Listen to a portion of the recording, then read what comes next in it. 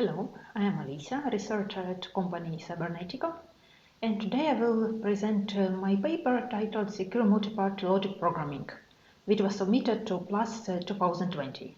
This paper is written by me and by my colleague Joosep Jääger. So first of all, what is logic programming? This is quite simple, but at the same time a very powerful formalism for programming and knowledge presentation. And in particular, a logic program is a list of facts and rules of a logical derivation. So here is a small example. So we have three different statements here.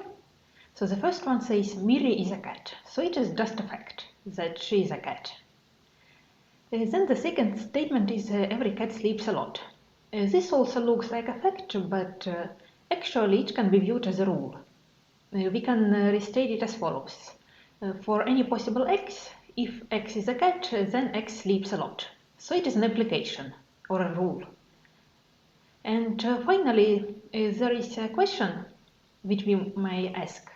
Does Miri sleep a lot? So we would like to somehow derive logically the last statement from the given set of facts and rules. And here indeed we can use the first fact to claim that Miri is a cat. Then we use the second line, which is a rule saying that every cat sleeps a lot, from which we can conclude that indeed Miri sleeps a lot. And such representation looks quite simple, a bit similar to human language, so it can be easily understood also by non-programmers who do not deal with programming every day. And here are some examples of logic programming languages, the most famous. One of them is Prolog, which is Turing complete. But it is not fully declarative, which means that the order in which the rules are evaluated matters. And it may be more difficult to understand because the answer to our query would depend on the particular search mechanism, how exactly this logical derivation has been implemented. And the order of rules in fact is also important, which may be not very clear for a non-programmer who looks at this program. There is another language that is called Datalog, which is not Turing complete, so we can compute a smaller number of different functionalities, but it is fully declarative. It means that the answer to our query depends only on the set of facts and rules, and their order is not important, and the search engine behind Datalog is also not important, so it can be easier to understand. And in this work we will focus on Datalog. And here is a running example that will be used in this presentation, a simple market application. So here we have some parties who sell some products and buy some products. In this example, Alice is a seller. She sells onions for a price of 50 units. And there are two buyers, Bob and Chris. Bob wants to buy onions for 30 units and Chris can buy garlic for 70 units. Of course, in this small example, we see that neither of them can buy what he wants because Bob doesn't have enough money and Chris wants to buy garlic, not onions. So transactions are not possible in this example. But let us continue with this example and show how to formally state a logic program that corresponds to this example. So first of all, we need to list the facts from which our logical derivation will be made. And here are the facts that just state who sells which product to which price and who buys which product for what price. These are facts, and then we will need some rules. And rules will need to describe how we can make a logical derivation. Here is a rule called bargain, which says that it is possible for a buyer to sell to the seller a certain product. So such a transaction would be possible if this rule evaluates to true. And now we need to say when such a statement would be true. So here buyer, seller and product are just variables. That's why they are just written names and they are capitalized. So this denotes variables. And these are not pictures. Pictures in these slides mean that there is some real data behind, like real garlic and real onions. But in the rule we are having just variables that can correspond to any buyer, any seller and any product. And when the bargain could be true, it is true if the buyer can buy the product for price 1, if the seller can sell the same product for price 2, And it is important that price 1 is at least the price 2, because otherwise the buyer wouldn't have enough money to buy the product. And finally, we need to make some question, so what we're actually asking. And an example of a question would be, is it possible to have a bargain where the buyer is Alice and the product is garlic and seller is a free variable? Which means we are just not asking a yes-no question whether the bargain is possible, but we are trying to evaluate this free variable seller, which means that we will also learn who is a potential seller, or in other words, from whom Alice is able to buy garlic. And so everything is so fine so far, but in reality we would often like to preserve data privacy.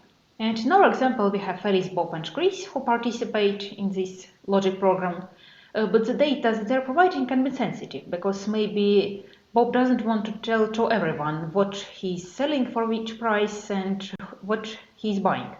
So Bob wants only to find a potential buyer to his products or the potential seller, but otherwise he does not want to announce his private data to everyone.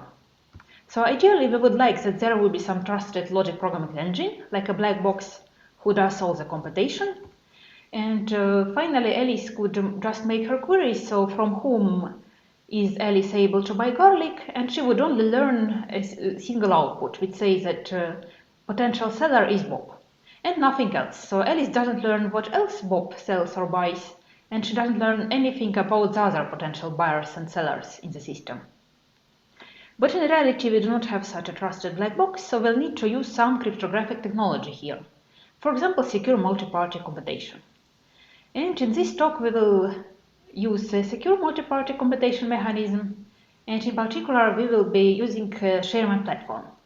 So let us describe what this secure multi-party computation means in terms of Sherman platform. So here is a picture representing the process. First of all, on the left we have some input parties. There can be any number of input parties, there can be 2 or 3 or 10 input parties. And each of these parties holds some input x. This input x is in general sensitive. And in order to have some computation with this x, something should be done to this x so that in the computation no information about x would leak. And in additive secret sharing, this x would be shared as a sum of 3 shares, x1, x2 and x3, such that if you only see one of these shares, it looks like a completely random number. And only if you have 3 shares, then you can reconstruct the input. These shares are sent to the computing parties, some designated servers. So each server gets only 1 share, so none of the servers can actually reconstruct the input. And then they perform some computation, which is interactive. They are computing some functionality f on these inputs. And during this computation they communicate with each other, but still in such a way that no party learns anything else about the secret text, except the share that they have received in the beginning. And finally they obtain a new set of shares, y1, y2 and y3, which comprise the output.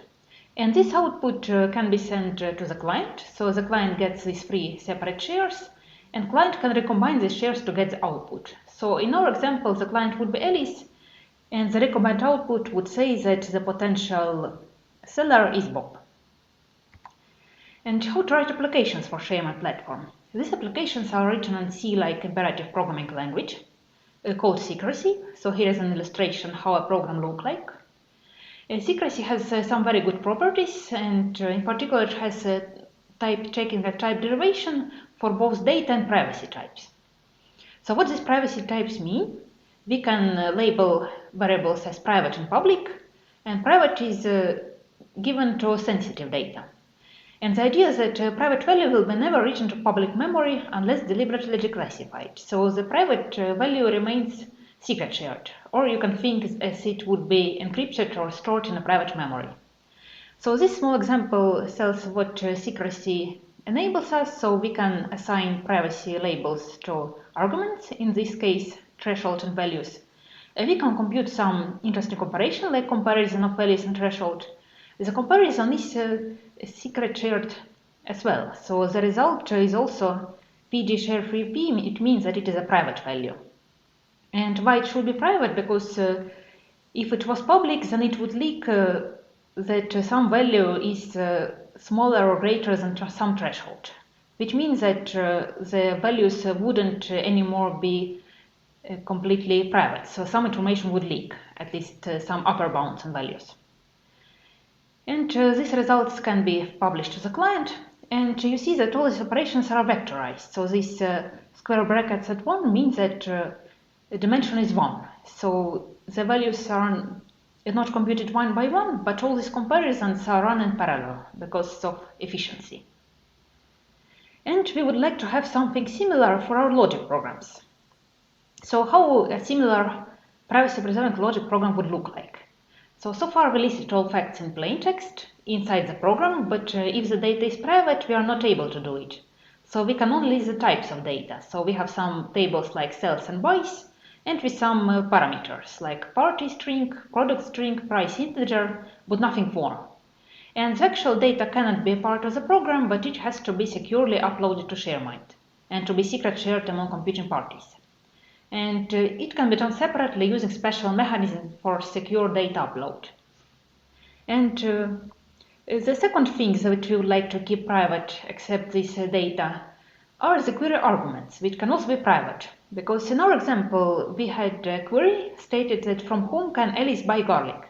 But maybe Alice doesn't want to leak that she wants to buy garlic. It can be sensitive information.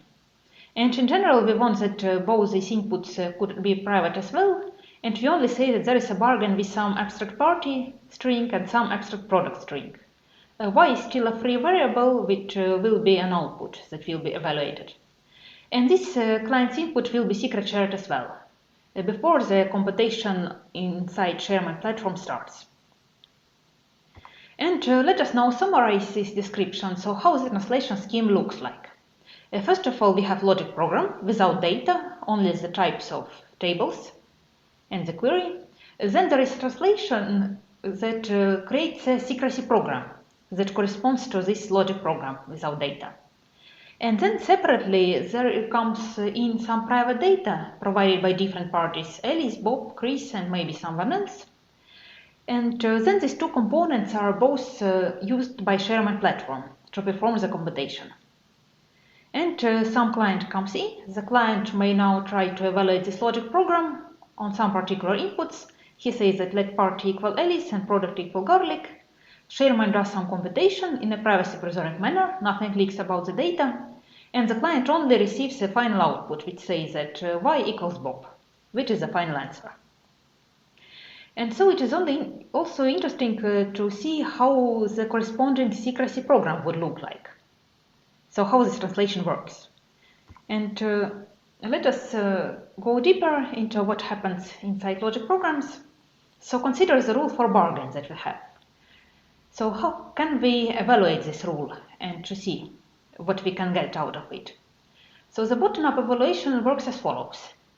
Initially, we are having some facts, buys and sells, which have some actual data in them. And we can use rules to generate more facts from the existing ones. So in this case, we would take the rule for bargain, and then we would substitute all possible instances of buys and sells facts into this rule.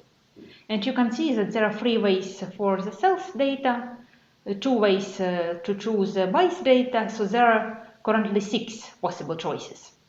And then for each of these 6 choices, we would make the comparison whether price 1 is at least price 2, and also we would check whether the product is the same in the sales and in the buys facts. And after evaluation, we would get either true or false, so we would potentially obtain a new fact that is stating that bargain between some buyer and seller and some product is possible. And if you have more rules, we can proceed and maybe use the facts for bargain to evaluate even more rules that in turn are using bargain. But in a privacy-preserved logic program, we cannot do it exactly like this. So suppose that we are giving some query and we are having the rule, but we cannot just put the facts into the program because we don't have these facts. So we don't have them in advance before we go to ShareMind platform. So is it still possible to do something outside of ShareMind? Because if it doesn't depend on private data, we could do some optimization. And outside of ShareMind, we can only perform symbolic execution without having the actual data. Still, it allows us to do something, because in this example, we know that the bargain will be queried only with a certain product, which is garlic. So we can modify the rule, and instead of abstract product, we would have garlic everywhere, which is already a more specific rule. And in some cases, in such a way, we could even get rid of some rules for which we already know that they will evaluate to false. But in general, most of these rules will need still to be executed inside ShareMind, and there this rule will be evaluated in parallel for all possible non-deterministic choices of instances of bytes and cells. So we do not have these instances without having the ShareMind data, but as soon as we start computation in ShareMind, we will be able to perform the computation of these secret shared inputs, which are instances of bytes and cells.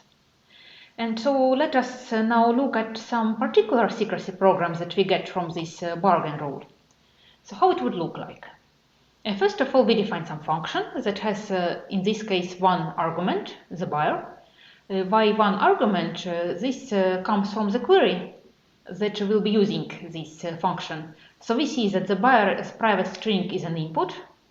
Garlic is here some public constant, so it shouldn't be passed as an argument, and seller is an output. So indeed, in this example, we have just a single input, the string buyer.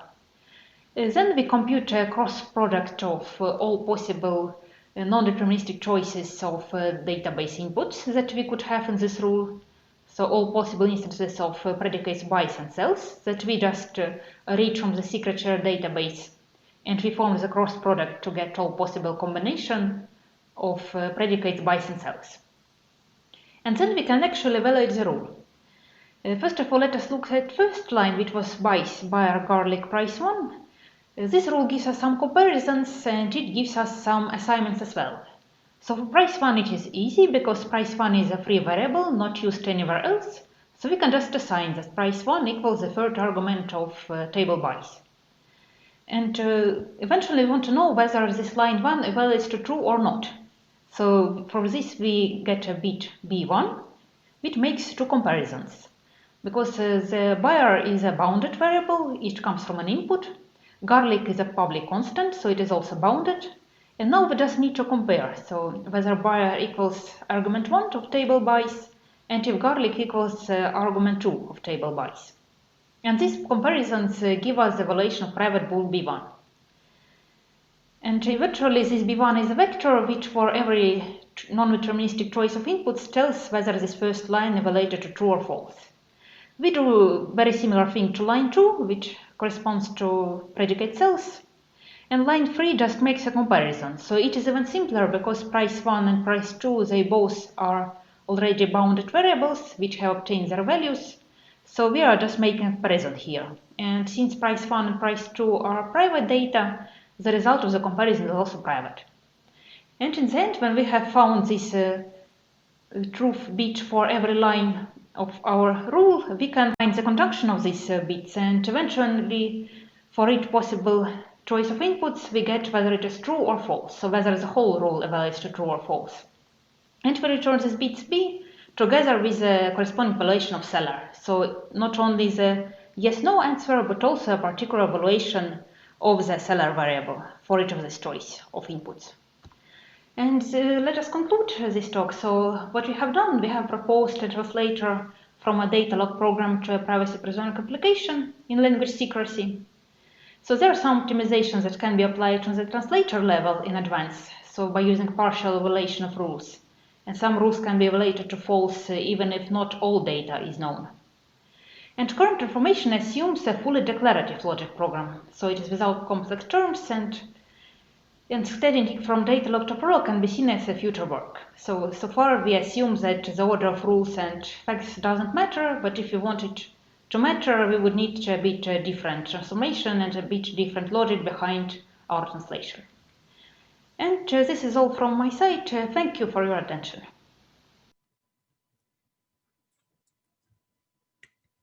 Awesome. So I will stop sharing now. Yeah, so. All right. So that was a great talk. Folks, please ask your questions. We're not seeing questions on that panel like Anita was saying, but you can also, I guess, raise your hands and we can quickly like bump you in. So Anita, if you want to ask your question, go for it.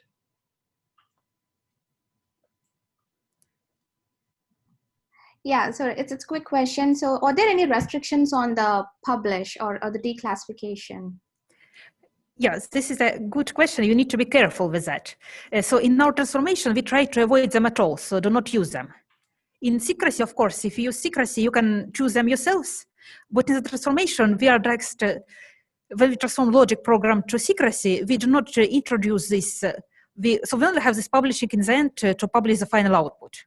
But we do not declassify anything in between, just to be safe, because otherwise it can be just insecure if you occasionally leak something.